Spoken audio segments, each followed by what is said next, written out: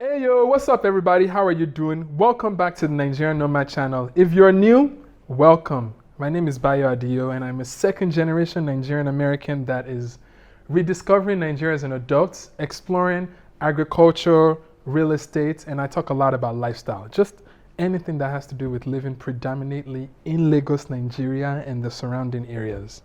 So if you guys have been following me, you would be aware that I run a shortlet or Airbnb business. I have 2 or 3 apartments in US, and then we have like I don't know 6 or 7 in Nigeria, somewhere around there, Sha. And I learned something new this year for the first time, and I wanted to kind of share it with you guys, for you guys that are going on this journey. And this video is literally about sharing what I have learned renting locally to the local audience using agents versus what I'm used to, which is always renting for people coming on vacation or business trips. I shifted my business model a little bit and I just kind of wanted to share the difference with you guys. So that's what this video is about. All right. So what inspired this video is that I took on a few new apartments recently that I deemed some of them more like friendly to like local audience.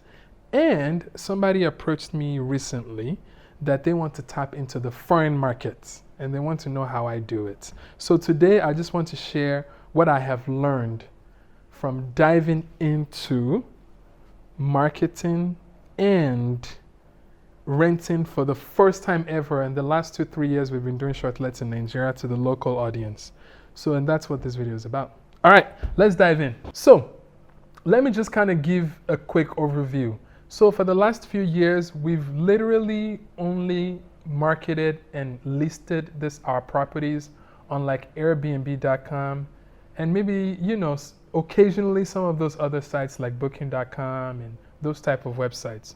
So typically those websites, you don't necessarily have to do marketing, though you can drive traffic.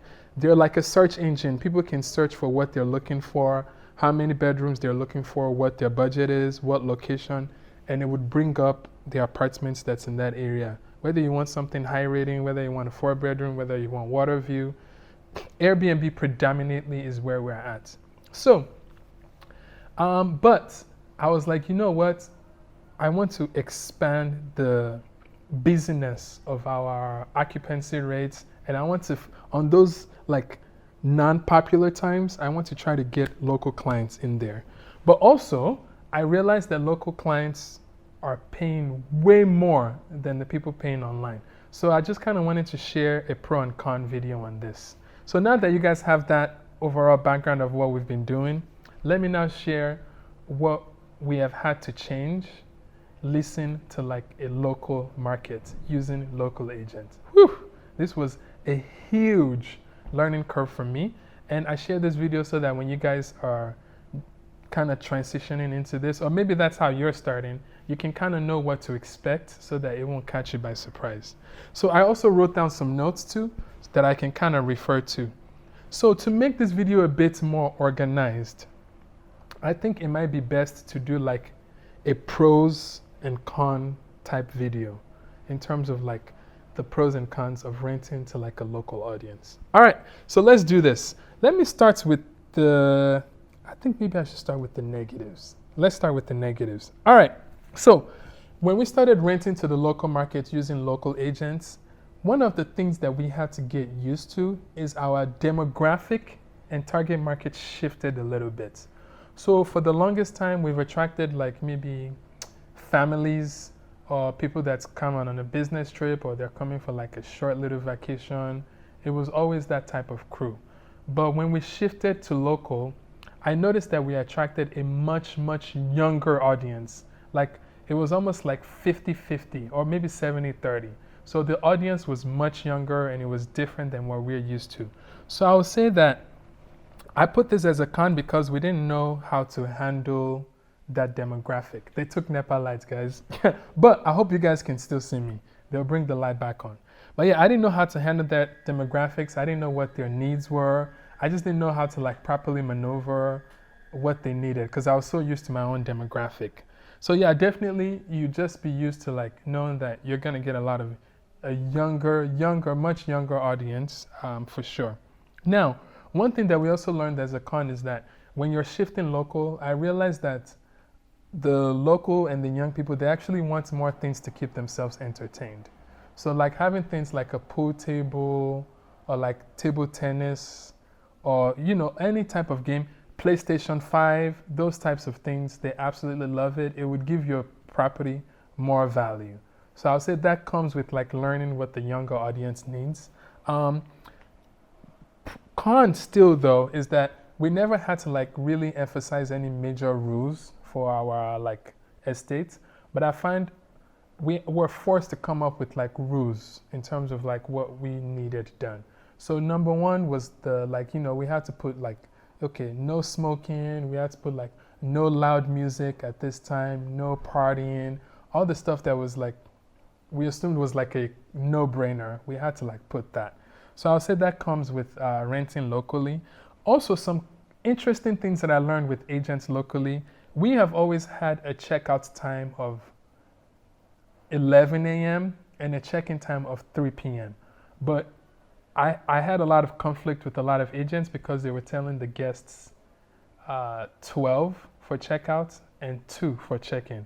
So now it condensed our cleaning time and turnover time. And these guests don't necessarily leave at 12. Sometimes they leave at 12:30 or 1. I have to like push them out. And again, I'm making a general statement here based on my own experiences so far. So I would say that's like one thing that you have to use to is now we have to specify that ahead of time. One thing that the agents also told me, which I was not used to, and I don't know who came up with all these rules though. I feel like sometimes in Nigeria, somebody comes up with something and everybody just follows and nobody's like challenging it or questioning it. But also when I'm patient to see how it plays out, I understand why. So one thing that I had a conflict with in the beginning was that a lot of them, they told their clients when they book our places, and I guess this is standard all across the board, that they always clean every 2 days. Like every 2 days they must clean. Some people even clean almost every day. So that was like a conflict that I had to talk to agents like, that doesn't make business sense. How am I going to be paying cleaners every 2 days? That's not even accounted. And a lot of our clients that we've had for the longest actually like privacy. They don't want anybody to come into their house to clean. And if you're clean very, very so often, they keep the place tidy themselves. And maybe they'll request for a cleaner maybe once every 2 weeks or once every week. I've had clients stay for months and they don't even request cleaners. So that was like a major, major challenge for me. But this is why it's good to just kind of observe. Although I was not happy about it, I actually still didn't go through. So I was like, okay, I'm not going to go through this. Let me just kind of see what happens. So surely enough, literally somebody came in and they're already calling the next day for cleaning. I'm like, okay, you guys just checked in. What type of cleaning do you need? So these people were only staying for like, I think 2-3 days. And when I came into that apartment as they were checking out, oh my God, the place was trashed. There was food everywhere. They were wearing shoes all throughout the house, towels, bed sheets. They were eating on the bed. The place was just like completely trashed. So after I went through that, I was so shocked. I was like, because I've never seen any of our apartments that way. And also there was a lot of them that was like in the apartment. So I after leaving that experience, I was like, no wonder why these people implement consistent cleaning. So one thing that I now learned is that, okay, fine, you guys win. Because I've experienced that multiple times and I'm like, okay, generally, a lot of these younger local audience typically are not as like, they're not as like tidy as like the people that I was used to working with, like a much more mature audience. Although we get a mixture, we still get some mature local as well. But in general, and also even the people that are mature, I think they're used to having either a cleaner at home or they're just used to having a cleaner. So when they are in an Airbnb, they feel like they should just also call a cleaner to come and clean the house. It's like a regular thing. Again, this is where cultural differences also sometimes you have to adjust to. So the best way that we now overcame that, I finally sat down with an agent and I'm like, okay, break this down for me. How do you guys do it? So the way that these guys are able to sustain that is they have a dedicated cleaner per apartment. And I was like, that they pay a salary to. Whereas our own business model, we had like a few cleaners and we dispatched them to different locations. Like we have our core cleaners, we're like, okay, we need you to go and clean here, they'll go there. We need you to clean here, they'll go there. And cleaners can clean any location. So once I was able to grasp that they do that, and I was like, now I feel like we can offer cleaning 2 days a week, no problem if you want. Because as part of the cleaner being on salary, they can clean 3 times a week. That's just part of their job. So that helped me overcome that challenge initially. And again, I'm just sharing this so that you guys can like know how I'm overcoming these things. Number 3, I've never actually charged a caution or deposit fee in my last 3 years of doing Shortlet. I've never had to do it. I think part of it is there's a little bit of insurance protection if you book with Airbnb, or typically I just talk to the clients and we start it out, or I report them to whatever the booking website that they book from is, and I take pictures, proof, all that stuff. But I noticed that a lot of these agents charge a caution fee. And again, this was something I was not used to, but I actually thought that's a great idea. And the caution fee is like if things break, obviously like a security deposit, you can kind of get your money back. So yeah, so it's the first time charging it, and I'm glad I did because we've had a few things break. Again, for the first time with our Airbnbs. Like sometimes it's a door, sometimes, I don't know, it's a TV. There's always kind of something random. Whether maybe some people are drunk and they fall and they broke something. You just never know. So that's been actually very, very good that we've had to use that. Although they're not happy if you keep their caution, but that's one thing that's new that I had to adjust our business model to. Also, I am also used to knowing the people that are booking our apartments. So typically, you see their picture, you get their name, their phone number directly. But when you're booking with local agents, they don't even like to share that with you, which I understand. Part of it is for them protecting their interest, because they feel like if you have their client's number, after the client checks out, they will now book directly with you. They won't need them anymore. So yeah, but that one has been weird, but also cool at the same time. The part that it's weird is because you don't know immediately yet who is coming into your apartment. You just know that somebody's booking and they're booking. You don't know who they are, what their background is, what they're up to. You don't know. But one thing that I've started doing to overcome this is anytime a local agent wants somebody to book, I'll tell them to at least send a form of identification at the minimum basic. And I think I've been doing that at least the person responsible for booking the place. So I think that has been good. Now, the refreshing part that I think is cool is that the customer service all of a sudden disappeared. Because typically, I'm used to working directly with the clients. If somebody breaks, they'll contact our manager, contact me. But guess who they contact now? They contact the agent. And then the agent now contacts us to kind of make things right, or they kind of fix it themselves, which I thought was cool. But again, that's something you just have to adjust to, is just knowing that you might not directly meet or know this person. Although it's your property, you can always, check them in if you want, check them out. You can still meet them. It's not a big deal. But it was just not something I was used to in the beginning. All right. Also, you guys also need to understand how this whole agency thing works in Nigeria. So, and sometimes the person that, I've noticed this from both sides, the agent that the person is booking with is not necessarily the agent that I worked with. So, and what I mean by that is that if I'm looking for an apartment, for example, I would reach out to an agent that I know that, hey, I'm looking for like a 3-bedroom apartment. So that agent, if he doesn't have any in his portfolio, he would ask his own network, does anybody have like a 3-bedroom apartment? And if he doesn't know, he would also ask somebody else. And all those trail of agents, they share the commission of the whatever the client is paying. So now typically how the local agents work here is you set your own price, the minimum that you want to charge, and how they make their own money is the add-on. So let's just say you're renting your place for $100K a night. Just be mentally prepared that the client that's checking in might not be paying $100K. He might be paying $125K or $130K.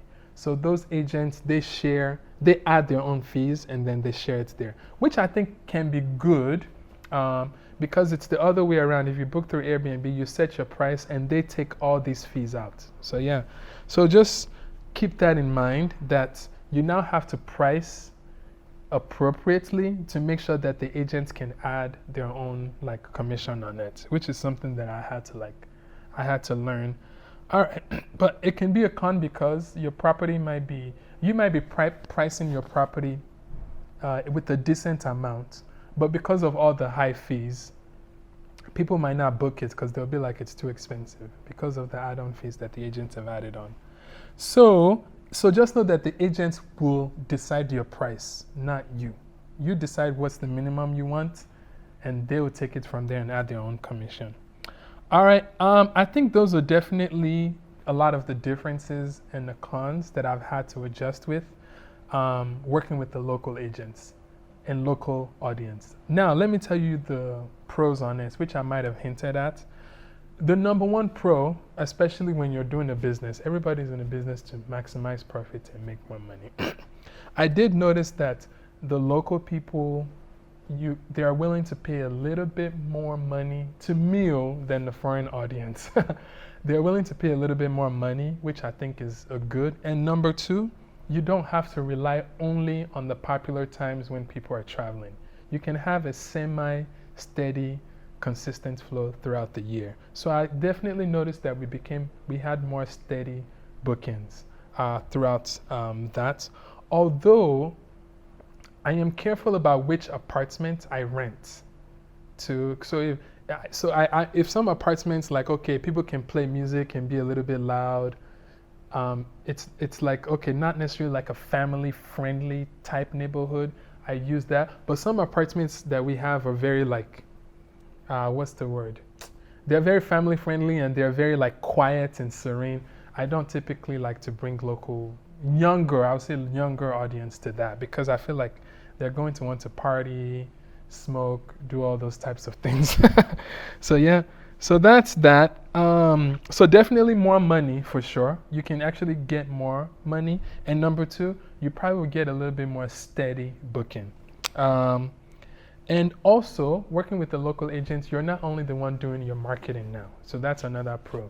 Now, instead of only you doing your marketing, you now have 10, 15 agents promoting your property for you for free, which I think is also a benefit because they have a vested interest in it.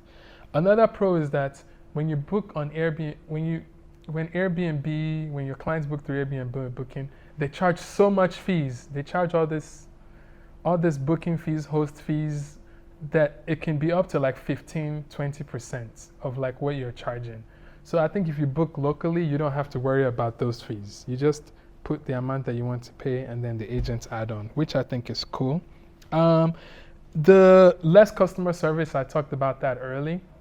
You don't have to interface directly with the client. So the clients would be bothering the agents that they booked with. Another positive is I do feel like people that are coming from, like maybe the diaspora or foreigners or expats that are coming from out of country, they're not as forgiving as a local client, which is, I think this is a huge pro-con. Maybe like if for some reason the gen breaks down in your compound and they take the lights for like 15, 20, 30 minutes, a local person will understand that this is Naija, it's not a big deal. They would maybe they'll complain, but they won't make a big deal out of it. If the water is not like super clean, they won't like make a big deal out of it because they understand like the local challenges of Nigeria. Little things, if the finishing is not like so perfectly done, like how I am so picky about finishing and different things like that, the local people are definitely way, way more forgiving. So I actually had a lot more less pressure and peace of mind working with the local audience in terms of their pickiness. But I think the foreign audience are a lot more picky. And I think I am one of those that are picky. But being in Nigeria for like the last 2-3 years now, I'm starting to become more Ninja. I'm not picky about so much stuff. But there's a standard that we still try to uphold, that I'm always still trying to like push for, in terms of like making sure there's cleanliness is number one. Cleanliness is like a must, tidiness is a must. So we still try to keep up that standard. But I'll say they're definitely much more forgiving.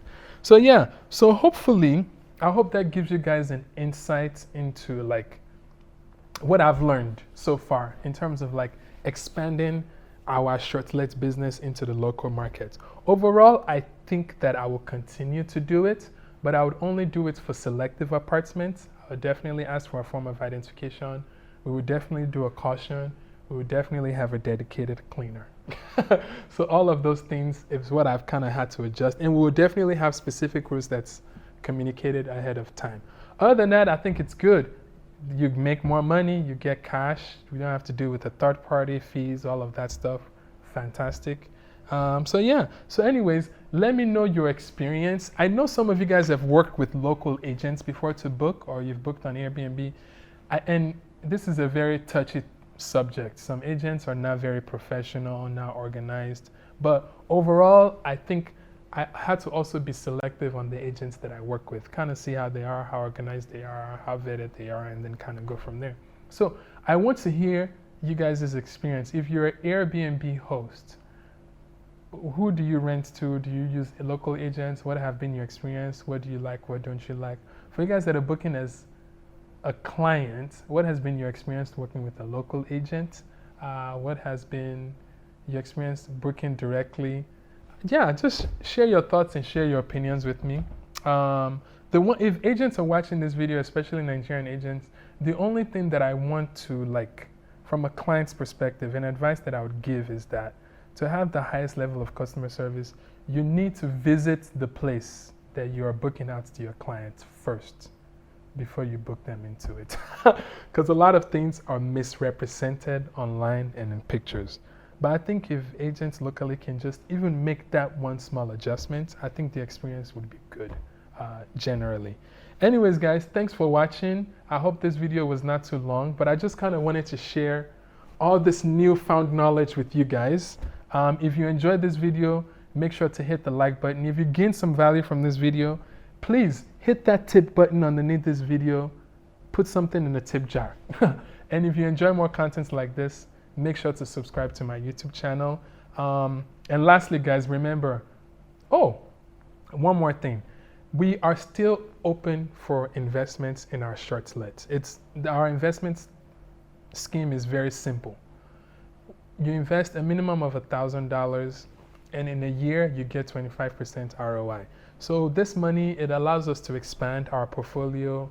It allows us to furnish the apartments. It allows us to do renovations, and we're continually expanding. So yeah, so if you're interested, call the number underneath this video, reach out to us. We would love to have you as a part investor to keep this thing going. Secondly, if you have any apartments in the Lekki, Ikoyi, VI, Agungi, Ikate, Ologolo area, I would love to help you manage yours. If you are interested, let me know, and then we can talk more to see if it's a right fit.